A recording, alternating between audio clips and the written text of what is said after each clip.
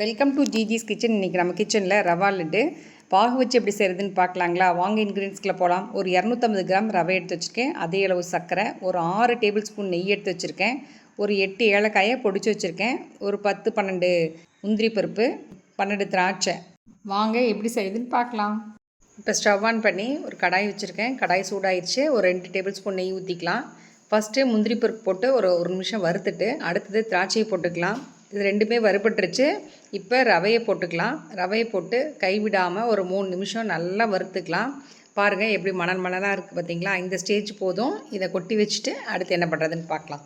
இப்போ stove on பண்ணுறதுக்கு முன்னாடி சர்க்கரை கடாயில் போட்டாச்சு. இப்போ அதுக்கு ஒரு டம்ளர் முழுகிற அளவுக்கு தண்ணி ஊற்றி இப்போ ஸ்டவ் ஆன் பண்ணி நம்ம நல்லா சர்க்கரை கரையிட்டோம். நல்லா கரைஞ்சிருச்சு. இந்த ஸ்டேஜில் ஏலக்காய் தூவிக்கலாம். தூவிட்டு நல்லா ஒரு கொதி வரட்டும். இப்போ இந்த ஸ்டேஜில் ஒரு கம்பி பதம் வர்ற அளவுக்கு ஆயிடுச்சு. இப்போ கையில் தொட்டு 2 கைக்கு நடுவில் பார்த்திங்கன்னா நல்லா ஒரு கம்பி வந்து உடஞ்சி வரும்.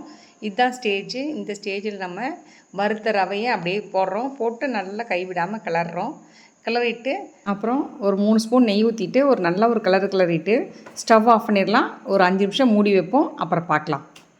இது சூடாக இருக்கும் போதே பிடிச்சிடணும், இல்லைன்னா உங்களுக்கு பிடிக்க வராது. லைட்டாக கொஞ்சம் நெய் தடவிட்டு அப்படியே பிடிச்சிடலாம். நான் இப்படியே எல்லா லட்டையும் பிடிச்சாச்சு. உங்களுக்கு பரிமாறிட்டு காமிக்கிறேன். இந்த பாகு வச்சு செய்கிற ரவா லட்டு வந்து நீங்களே இந்த தீபாவளிக்கு செஞ்சு பாருங்கள். இது 10 நாள் வெளியே வச்சுருந்தாலும் கெட்டு போகாது. ரொம்ப நல்லாயிருக்கும். நீங்களும் செஞ்சு பார்த்துட்டு எப்படி இருக்குன்னு கமெண்ட் பண்ணுங்கள், லைக் பண்ணுங்கள், ஷேர் பண்ணுங்கள், மறக்காமல் சப்ஸ்கிரைப் பண்ணுங்கள். அடுத்த வீடியோவில் சந்திப்போம். பாய்.